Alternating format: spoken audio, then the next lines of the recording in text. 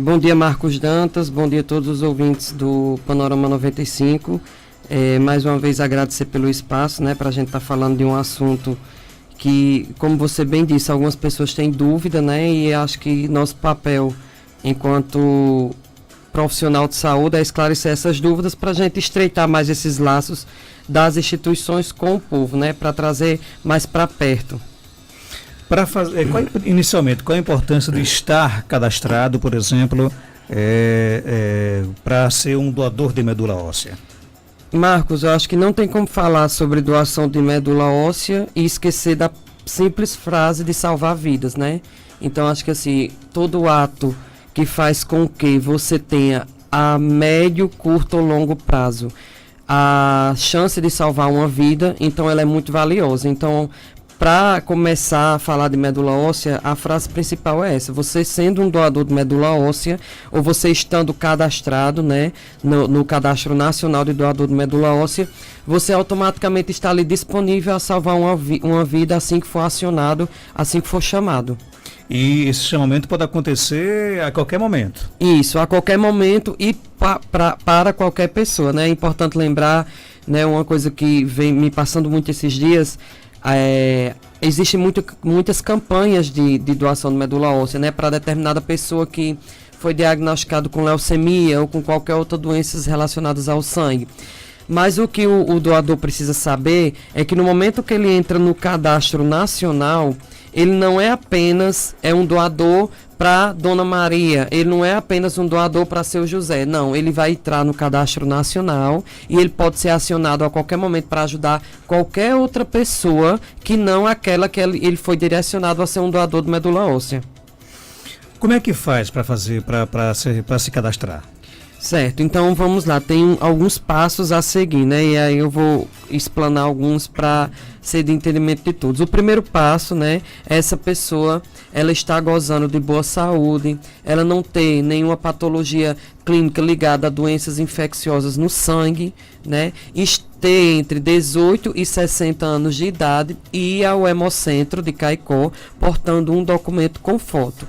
Outro mito que eu gostaria também de esclarecer é que necessariamente não precisa ser doador de sangue. Você pode ser só doador de medula óssea e não ser doador de sangue. Uma coisa não tem nada a ver com a outra.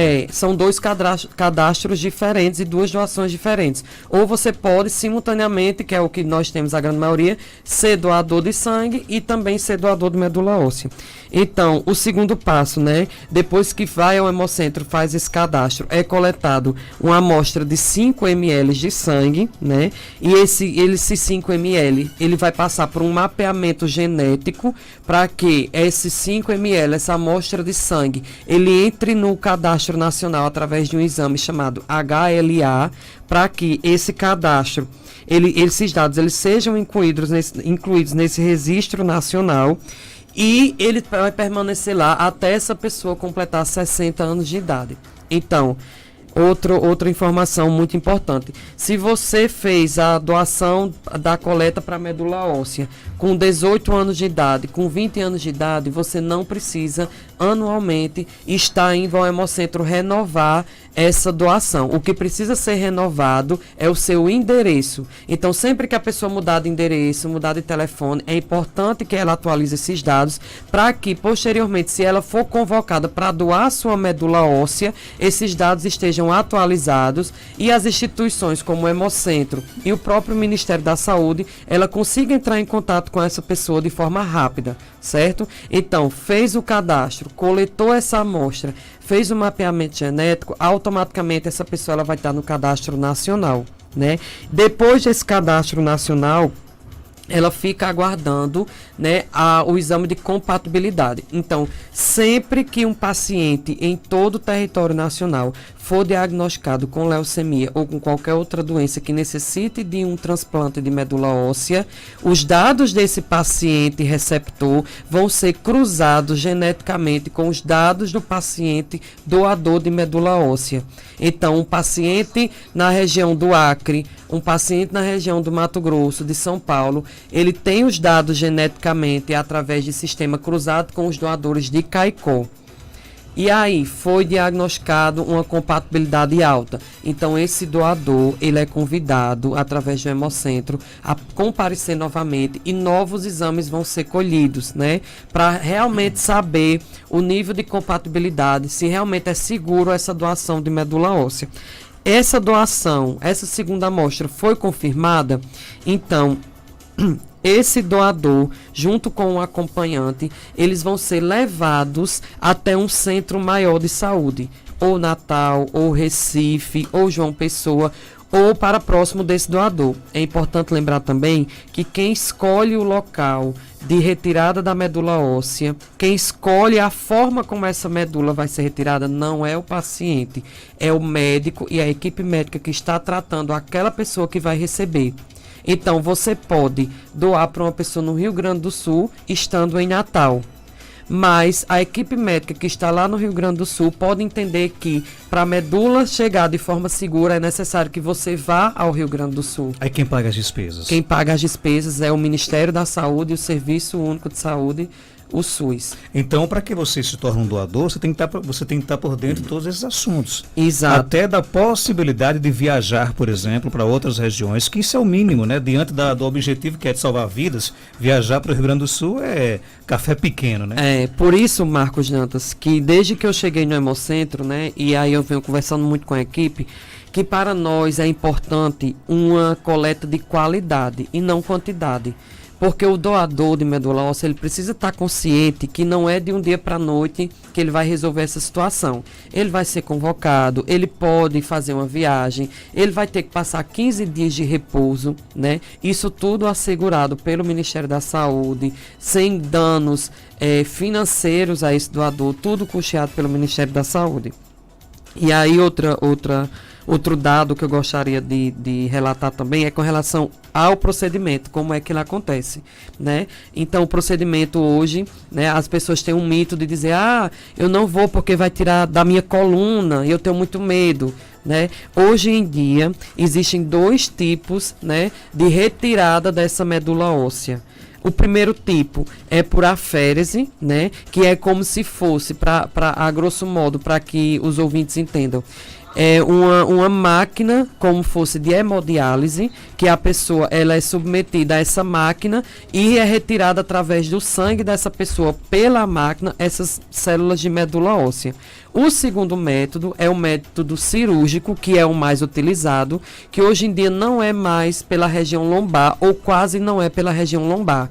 Hoje em dia, o osso, né, o órgão ósseo mais utilizado é o osso da bacia, o osso do quadril. Então, essa incisão cirúrgica, ela é hoje em dia mais realizada no osso do quadril, porque é o segundo maior osso do corpo humano e é de lá onde vai retirar a medula óssea. E aí as pessoas pensam, vai retirar parte do meu osso, vai retirar metade do meu osso? Não, não é parte do osso. Para que todo mundo entenda, quando a gente está comendo, né, vamos dizer assim, um carneiro no domingo, pode olhar que tem aquele tutano do osso, que tem muita gente que gosta de comer. É justamente aquilo dali que vai ser retirado. Vamos dizer que é o tutano, as células intraósseas do osso do quadril, que vão ser retiradas para que sejam levadas para essa pessoa que está precisando. Pode ficar tranquilo, doador, que não vai ter nenhuma sequela na sua saúde, né? Não vai ter sequela saúde. Em 24 horas, o doador recebe a alta hospitalar e em 15 dias, cientificamente comprovado, o seu corpo, ele consegue regenerar a sua medula óssea. É burocrático você fazer o cadastro? Não é burocrático, né? A gente vem também trabalhando muito para desburocratizar isso, né? O Hemocentro Caicó, ele funciona de 7 da manhã às 5 da tarde. Semana passada nós passamos por um problema de cadastro, onde na parte vespertina da tarde esse cadastro não estava sendo realizado, mas essa semana nós já conseguimos solucionar e estamos com pessoas cadastrando pela manhã e à tarde. Então vai até o Hemocentro, portando documento com foto, faz o cadastro inicial preenchido em impressos e vai encaminhado para a sala da enfermagem e logo após para a sala da coleta para coletar os 5 ml de sangue. Vocês têm, por exemplo, como saber quantas pessoas aqui na nossa região são possíveis doadores de medula óssea? Marcos, esse dado nos entristece muito, né? Caicó, de acordo com a área abrangente que o Hemocentro Caicó atende, nós deveríamos fazer 50 cadastros mês, era a nossa meta. Mas tem mês que, infelizmente, a gente fecha com 10 cadastros, com 15 cadastros, né? Muito embora a equipe toda vez ofereça, né, essa opção a quem vai doar. Então, os recepcionistas eles já são orientados. A pessoa foi doar sangue, consecutivamente ele vai oferecer. Quer ser doador de medula óssea? Vamos entender a doação, mas o que ainda afasta muito as pessoas da doação de medula óssea é a questão do procedimento cirúrgico, né? Muitas pessoas têm medo dessa cirurgia, né? Tem muitos mitos por trás dessa cirurgia. Não, eu tenho minha saúde plena, eu quero salvar vidas, mas eu não estou disposto a passar por uma cirurgia se eu não tenho um problema de saúde, né? Então, infelizmente, por isso que a gente vem batendo tanto na tecla para desmistificar essa questão da cirurgia propriamente dita. Inclusive, Caicó faz o cadastro na região toda, né? Da região então, são toda. 10 cadastros no universo de quase 300 mil pessoas. Isso, né? E é importante lembrar também que nós, da cidade de Caicó, somos privilegiados, né? Porque no Rio Grande do Norte só coleta doação de medula óssea em Caicó, Natal e Mossoró. Então, vamos lá. Só para recapitular, quais são as documentações necessárias para quem quiser se tornar um doador de medula óssea? Então, o doador, ele tem que ir ao Hemocentro Caicó, portando o documento com foto. Ele tem que ter entre 18 e 60 anos de idade, estar gozando de boa saúde. O que é isso? É não estar gripado, não estar fazendo nenhum tratamento medicamentoso, estar bem de saúde, ter dormido uma noite boa de saúde e não ser acometido de nenhuma doença crônica relacionada ao sangue. HIV, uma hepatite, doença de Chagas, né? E existem outros casos mais específicos, que aí esses casos, na hora da entrevista lá com a enfermagem, a equipe do Hemocentro, a pessoa vai saber. O nosso amigo Queca diz aqui que fez o cadastro há uns 10 anos. Ele quer saber o seguinte, se isso vale para o resto da vida ou tem prazo de validade? Vale sim, o cadastro com a coleta, ele é único, o que precisa ser atualizado, eu acho que Queca, ele deve ter, né, na saída do Hemocentro, o paciente ele recebe um impresso onde tem o site do Redome, que é o Cadastro Nacional, né? E aí, por exemplo, mudou de endereço, vai lá nesse site, digita seu CPF e atualiza o paciente mesmo no computador, no celular, os seus dados. Então, o que precisa ser renovado sempre é os dados da pessoa, os dados cadastrais. Mas ele faz pelo site, né? Isso, que ele faz pelo site. A nova coleta, ela não tem necessidade de acontecer. Tem pergunta aqui no WhatsApp, bom dia. Bom dia, Marcos. Marcos Danta, há uns tempos atrás aí, eu fiz uns exames para medula óssea, para ser doador. Será que esse ainda está valendo ou não? Será? Pergunta aí se ele sabe explicar ou não. E aí, Jeff? É quase a mesma pergunta de Queca, né? Então ainda está valendo sim, mas assim, para todo mundo que tiver dúvida, o Hemocentro Caicó está à disposição, né? Para vocês irem até o Hemocentro, um dia que estiverem no centro da cidade resolvendo alguma questão, e ver se seu cadastro está ainda ativo e até, né, para que receba novamente o site, né? Porque às vezes as pessoas perdem o papel e tal, mas a gente tá lá disponibilizando vou fazer agora quando chegar um papelzinho com o site e dando as orientações passo a passo como é que você faz para atualizar seus dados da sua própria casa. Além de ser um gesto de grandeza, também é um gesto de desprendimento, que você não pode escolher a pessoa que vai receber a sua medula, né, Jetson? Exatamente, né? É como a gente falou no começo da entrevista, eu gosto bem de lembrar isso. Por exemplo, eu tenho uma tia que está diagnosticada com leucemia e o médico pediu para mobilizar toda a família para ver se tem alguém compatível. Certo, eu consegui 10 doadores, nenhum foi compatível, infelizmente, mas aqueles 10 doadores têm que ter a consciência de que daqui a 2 meses, 1 ano, pode ser acionado para doar a outra pessoa. Mas se alguém daquela família tinha compatibilidade, ela poderia se tornar ela doadora? Ela pode ser doadora sim. Por isso que é importante você também articular os seus familiares. Isso, né? Exatamente, porque os familiares, né, geneticamente e cientificamente é quem tem uma probabilidade maior de ser compatível à medula óssea. Tem uma pergunta aqui, se a pessoa tomar Rivotril, pode ser doador?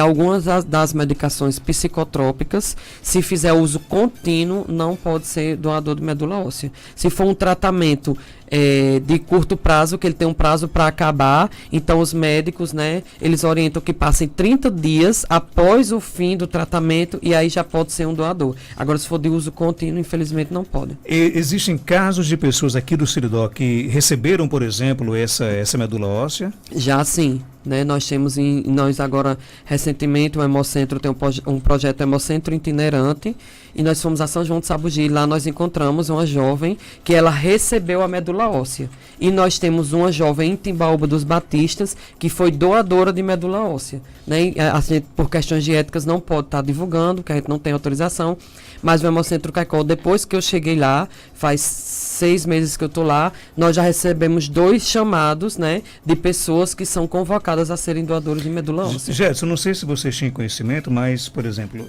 nós tomamos conhecimento nos últimos dias de que em Parelhas, aqui, município aqui do Seridó, nós temos muitos casos de pessoas com leucemia, né? Então, quando o Hemocentro toma essa informação, ele acaba, por exemplo, direcionando algumas ações para esse município?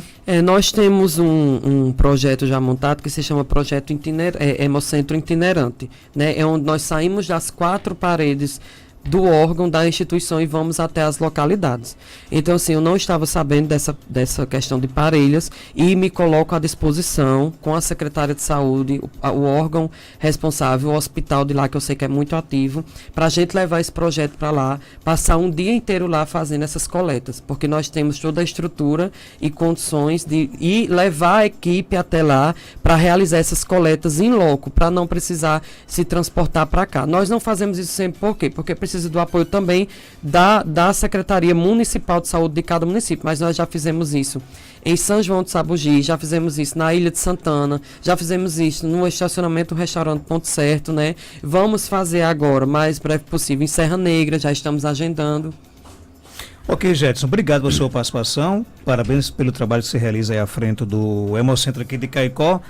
Algo mais a acrescentar? Só para dizer o seguinte, gente, que o Hemocentro de Caicó é muito fácil você localizar. Fica ao lado do terminal rodoviário e ao lado da Caixa Econômica. Quando você chegar ao lado da Caixa, quando você chegar em frente à rodoviária aqui de Caicó, é ao lado, né? Então não tem errado, né, Jéssica? Exatamente, eu estava até comentando ontem.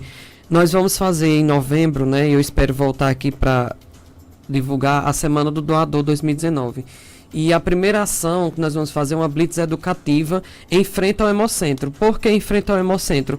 Porque realmente tem muita gente que mora em Caicó há muito tempo e não sabe nem onde é que fica localizado, né? Então, em novembro nós vamos fazer um ciclo de ações, uma semana inteira de ações, para divulgar mais ainda o trabalho do Hemocentro e sensibilizar cada vez mais doadores, né? E só para encerrar, eu queria muito agradecer o espaço, né, a você, Marcos Dantas, que graças a Deus uma das melhores audiências aqui em Caicó e que nos ajuda muito a divulgar essa parte. Mandar um abraço muito grande para a equipe do Hemocentro, né, que tenho certeza que alguns estão ouvindo. Agradecer pelo apoio, pelo trabalho em conjunto que a gente vem conseguindo fazer, cada vez mais com que o Hemocentro se torne mais conhecido dentro de Caicó, através de rede social, através dessas ações que nós vemos fazendo. 8 horas.